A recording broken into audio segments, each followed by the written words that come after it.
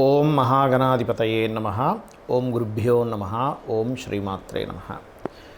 మనం ఈరోజు జూలై మాసంలో గ్రహస్థితి ఏ విధంగా ఉంది, దాని మూలంగా ఎవరెవరికి ఎటువంటి ఫలితాలు జరగనున్నాయి అనేటువంటి విషయం చెప్తుంది. నేనైనప్పటికీ కూడా చెప్పిస్తుంది సాక్షాత్ లలితామ్మవారిగా భావిస్తూ ముందుగా అసలు గోచారం ఎలా ఉంది అని చూసుకున్నట్లయితే, మీనరాశిలో శని, వృషభంలో స్వక్షేత్రంలో శుక్రుడు, మిథునంలో గురువు యొక్క సంచారం జరుగుతుంది. ఆ యొక్క శుక్రుడు 26వ తేదీ వరకు అక్కడ ఉంటాడు.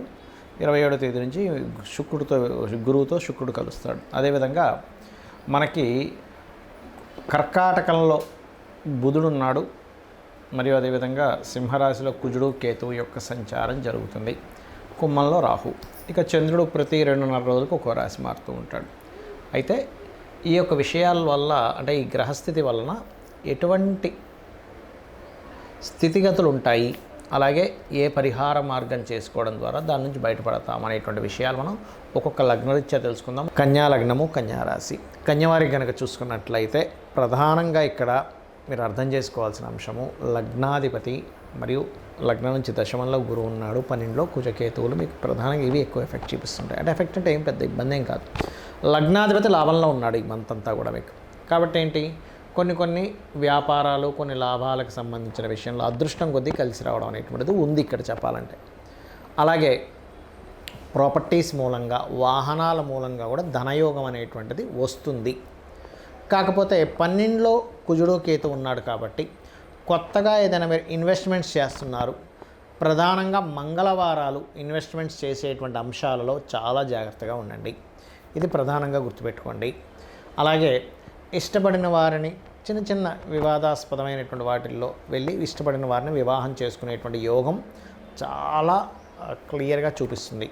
అంటే కుటుంబ సభ్యుల్లో కావచ్చు, ఎక్కడైనా ఉంటుంది కాబట్టి మనకు తెలిసిన వాళ్ళ నుంచి వివాహం చేసుకోవాలనేది. అలాగే ఇక్కడ సప్తమాధిపతి దశమంలో ఉన్నందుకు, అదేవిధంగా మీ యొక్క జీవిత భాగస్వామికి కానీ మీకు కానీ ఏదైనా కొత్త కోర్సెస్ చేయడము, ఇటువంటివి కాస్త కనబడుతున్నాయి. తద్వారా ఉద్యోగ అవకాశాలు కూడా వస్తాయి. అయితే ఈ 12లో కుజుడు కేతువు రవి రాశుల్లో ఉన్నందుకు ఆదివారం కానీ మంగళవారం కానీ ఇటువంటి ఇన్వెస్ట్మెంట్స్ చెయ్యకండి దయచేసి. నన్ను అడిగితే ఈ నెలంతా కూడా, ఎందుకంటే 28వ తేదీ వరకు కుజుడు కేతువు మీకు 12వ స్థానంలో ఉంటాడు కాబట్టి ఎంతో అత్యవసరం అయితే తప్ప, అంటే కొన్ని బిజినెస్ చేసేవారు ఏ రోజుకి ఆ రోజు కొనుక్కోవాలి, అదొక ఇన్వెస్ట్మెంట్ ఏ రోజుకి ఆ రోజు, అలాంటి వాళ్ళకి తప్పదు. మరి అలాంటి వాళ్ళు ఏం చేయాలి అంటే, ఎటువంటి మనీ ఇన్వెస్ట్మెంట్ చేసేటప్పుడైనా ఒక్కసారి మనసులో స్కందుని గణపతిని తలుచుకున్నట్లయితే మీకు ఎటువంటి ఇబ్బంది అనేటువంటిది కలగదు. పెట్టిన ఇన్వెస్ట్మెంట్ వల్ల లాస్ రాదనమాట దానివల్ల. అలాగే కాస్త కందులు, ఉలవలు దానంగా ఇవ్వడం చేయండి. గోవు, క్యారెట్స్, గ్రాసము తినిపించండి. వీటి వల్ల ఏమవుతుందంటే ఇబ్బంది అనేటువంటిది తగ్గుతుంది. అలాగే వ్యాపారం చేసేటువంటి వారికి, మరియు అందులో ముఖ్యంగా ఫ్యాషన్ రిలేటెడ్ లేనట్లయితే టూర్స్ అండ్ ట్రావెల్స్ ఉంటాయి కొంతమంది, అంటే పుణ్యక్షేత్రాలు తీసుకెళ్తూ ఉంటారు. ఇటువంటి వాటికి కూడా చాలా బాగుంది చెప్పాలంటే. అయితే ఇక్కడ ప్రధానంగా ఈ కాళ్ళకి సంబంధించిన పెయిన్స్ కొంతమందికి ఉంటాయి. అటువంటి వారు, ఎందుకంటే సప్తమ స్థానంలో శని ఉన్నందుకు, కుజుడు దృష్టి ఉన్నందుకు కొంచెం బ్యాక్ పెయిన్ ఇట్లాంటి ఇబ్బంది పడుతున్నటువంటి వారు కాస్త కుజ కేతు శని గ్రహాల దగ్గర దీపారాధన చేయండి. మీకు అన్ని విధాలా బాగుంటుంది. నన్ను చాలామంది అడుగుతున్నటువంటి కొన్ని ప్రశ్నలకి ఇప్పుడు ఈ వీడియోలో నేను మీకు చెప్తాను. చాలామంది ఏంటంటే నన్ను అడుగుతున్నటువంటిది, అసలు ఒక జన్మజాతకం తీసుకున్నప్పుడు అందులో అస్సలు మహాదశ కానివ్వండి, యోగాలు కానివ్వండి సరిగ్గా లేక చాలా దారుణమైనటువంటి స్థితిలో ఉన్నప్పుడు కూడా మనం బయటపడవచ్చా అన్నది చాలామంది అడిగారు. నేను ఒకటే గుర్తుపెట్టుకోండి, మొట్టమొదటిగా మనం అర్థం చేసుకోవాల్సింది ఏంటంటే, గ్రహాలు మిమ్మల్ని దారుణమైన స్థితిలోకి తీసుకెళ్ళట్లే. మీ యొక్క పూర్వజన్మ కర్మే మిమ్మల్ని ఈ దారుణమైన స్థితిలోకి తీసుకొచ్చింది. అది బ్యాడ్ కర్మ అయితేనేమో ఒక రకంగా ఫైనాన్షియల్గా, హెల్త్ పరంగా, అపకీర్తి పరంగా అన్ని విధాలా ఇబ్బంది పడతాం.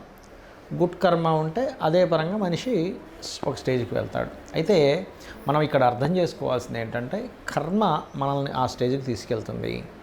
కానీ ఆ కర్మ ప్రదాత అయినటువంటి ఆ యొక్క అమ్మవారు కానివ్వండి, స్వామివారు కానివ్వండి, పరమేశ్వరుడు అనుకోండి, మీరు పూజించేటువంటి ఏ దేవతా స్వరూపమైనా కానీ, అది విష్ణువు, శివుడు, రుద్రుడు ఎవరైనా కానీ, వాళ్ళ చేతిలో, వాళ్ళ యొక్క కనుసైకల్లో ఈ విశ్వం మొత్తం తిరుగుతూ ఉంటుంది, గుర్తుపెట్టుకోండి.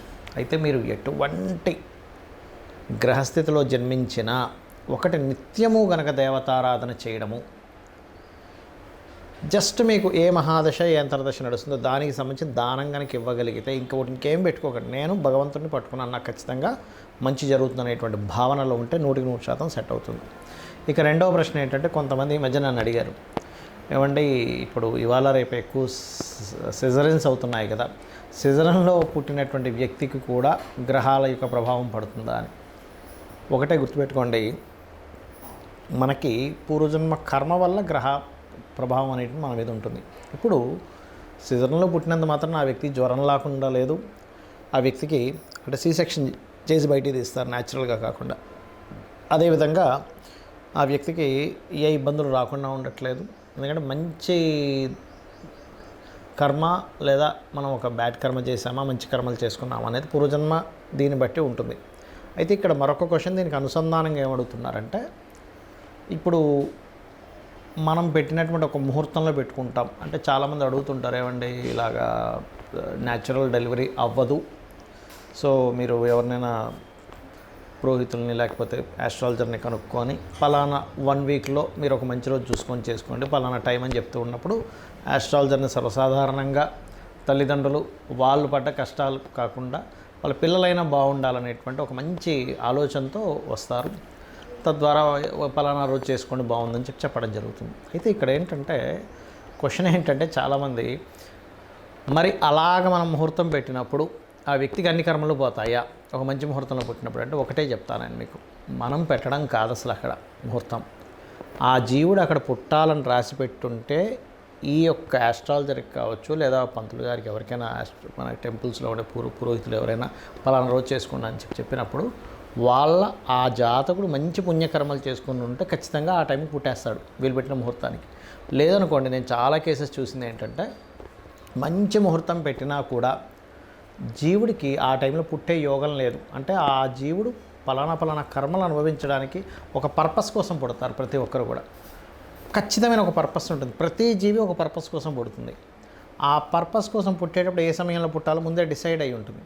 మనము పలానా ఉదాహరణకి ఇప్పుడు ఇది జూన్ మాసం నడుస్తుంది అనుకుందాం, జూలై 10వ తేదీయో పెట్టాం, కానీ వాళ్ళు జూలై 9వ తేదీ తల్లికి కాస్త పెయిన్స్ స్టార్ట్ అయిపోయి ఇమీడియట్లీ హాస్పిటల్లో తీసుకెళ్ళి జాయిన్ చేసేసి డెలివరీ చేసేస్తారు, ఆపరేషన్ చేసేస్తారు. ఎందుకంటే పెయిన్స్తో ఉన్నప్పుడు 10వ తేదీ దాకా ఆగరగా 9వ తేదీ వస్తాయి. ఆ రకంగా జరుగుతుంది, గుర్తుపెట్టుకోండి. కానీ సర్జరీ చేసినప్పుడు పుట్టిన అంటే సి సెక్షన్లో పుట్టిన న్యాచురల్గా డెలివరీ అయినా ముందే ఫిక్స్డ్. కాకపోతే ఏంటంటే కొంచెం వీళ్ళు చేసుకున్న పుణ్యం ఉంటుంది, తల్లిదండ్రులు చేసుకున్న పుణ్యకర్మలు ఏవైనా ఉంటాయి, అవి కొంతవరకు వీళ్ళని సరైన సమయంలో పుట్టేలాగా కూడా తోడ్పడుతుంది. అయితే ఇక్కడ చాలామంది ఏంటంటే భయపడుతున్న అంశాలు ఏలినాడు శని, కాలసర్ప యోగం, ఇది చాలా పెద్ద ఎఫెక్ట్ ఇస్తుంది అనేటువంటిది ఒక మిత్తులో ఉంటున్నారు. ఒకటి గుర్తుపెట్టుకోండి, నేను చాలా వీడియోలు చెప్పాను, మళ్ళీ చెప్తున్నా, 180 మంది ప్రెసిడెంట్ల జాతకాలు నెట్లో నేను సెర్చ్ చేసి చూశాను. అందులో 90% ఆఫ్ ఈ యొక్క ప్రెసిడెంట్లకి కాలసర్ప యోగం ఉంది. అంటే ఒక్కసారి మనం ఆలోచించినట్లయితే, మరి వాళ్ళు ప్రెసిడెంట్లు అయ్యారే కాలసర్ప యోగం ఉన్నప్పుడు మనం ఎందుకు మన జీవితం ఏదో పాడైపోతుందని ఆలోచిస్తున్నాము అనే ఒక్క చిన్న లాజిక్ పాయింట్ మీరు అర్థం చేసుకుంటే సెట్ అవుతుంది. అంటే ఎందుకు అంటే, వాళ్ళ పర్సనల్ చార్ట్స్లో ఓ దేశానికి నాయకుడు అయ్యే యోగం ఉంది. కొంతమందికి కాలసర్ప యోగం ఉన్నప్పుడు మంచి డాక్టర్స్ అయ్యారు, మంచి లాయర్లు అయ్యారు, ఐఏఎస్లు ఐపీఎస్లు కూడా ఉన్నారండి. ఇంకా చెప్పాలంటే అంటే ఏమిటి అంటే, వాళ్ళ కాలసర్ప యోగం కేవలం మనకు శాస్త్రంలో చెప్పింది ఏమిటి అంటే, మీకు చాలా స్పష్టంగా నేను చెప్పబోయేది ఒకటే, కేవలం ఇది దేశకాల పరిస్థితులకు మాత్రమే కాలసర్ప యోగాన్ని చూడాలి, జన్మజాతకానికి అసలు అప్లై చేయకూడదు. గుర్తుపెట్టుకోండి. ఏమండి లేదండి నాకు దానివల్ల అవుతుంది, అదంతా మేము మిత్తని చెప్తాను నేను. ఖచ్చితంగా మీ యొక్క నెగటివ్ థింకింగ్ వల్ల అలా అనిపిస్తుంది, దీనివల్లే అవుతుందేమో అని. కానీ వేరే కారణాలు ఉంటాయి. సంపాదించలేకపోతున్నాము, సెకండ్ లార్డ్ ఎక్కడో ఇబ్బంది పడి ఉంటాడు, ఉద్యోగం రావట్లేదండి కాలసర్ప యోగం వల్ల. మీ 10th లార్డ్ చూడండి ఫస్ట్, మీ 10వ అధిపతి ఏమిటి, ఎలా ఉంటుందంటే అన్నిటికీ కూడా తలనొప్పి వచ్చిన కాళ్ళకి ఆయిల్ రాసుకున్నట్టుగా ఉంటుంది పరిస్థితి. కాబట్టి అలా కాదు. 10వ అధిపతి ఏమిటి, వివాహం అవ్వట్లేదు కాలసర్ప యోగం అనుకుంటారు, కాదు. మీ 7వ ఎలా ఉన్నాడు, వివాహ జీవితంలో గొడవలు అయిపోతున్నాయి, విడాకులు అయిపోతున్నాయి. 12వ అధిపతి ఎలా ఉన్నాడో చూడండి. ఆరోగ్యం బాగాలేదు, 4, 5, 6 అధిపతులు ఎలా ఉన్నారో చూడాలి. ఇలా ఒక్కొక్క దానికి పర్టికులర్గా శాస్త్రంలో కొన్ని ఫార్ములాస్, కొన్ని భావాలు చెప్పబడింది. అలాగే ఏలినాడు శని విషయంలో కూడా మీరు గుర్తుపెట్టుకోండి, ఎప్పుడు కూడా శని అనగానే వెంటనే మనం నెగిటివ్కి వెళ్ళిపోయి ఇంకా నాకేం కలిసి రాదు, నేను ఏం చేసినా కలిసి రాదు, అది కాదు. కర్మకారకుడు, కర్మప్రదాత, ఆయనకి ఒక పోర్ట్ఫోలియో ఇవ్వడం జరిగింది. మీ మంచి చెడు కూడా ఆయన ఇస్తాడు. కాబట్టి ఏమిటి, ఎల్నాడు శనులు, అర్ధాష్టమశనులు, అష్టమశనులు నడిచేటప్పుడు ఎక్కువ నిద్రపోవడం చేయకూడదు. యాక్టివ్గా ఉండాలి, ఎక్సర్సైజ్ చేస్తుండాలి, ఎప్పుడు ఏదో పనిలో ఉంటుండాలి, శ్రమిస్తుండాలి. శ్రమకారకుడు కాబట్టి మనకి ఇబ్బంది కలగకుండా ఉంటుంది. దాంతోపాటు మీకు దగ్గరలో ఏదైనా ఆలయం ఉన్నట్లయితే ప్రత్యేకంగా స్కందుడి ఆలయము లేదా గణపతి ఆలయము లేదా అమ్మవారి ఆలయం, ముఖ్యంగా హనుమాన్ ఆలయం కనుక మీరు రెగ్యులర్గా వెళ్తున్నట్లయితే ఏలినాడు శని ప్రభావం కంప్లీట్గా పాజిటివ్గా పనిచేస్తుంది మీకు.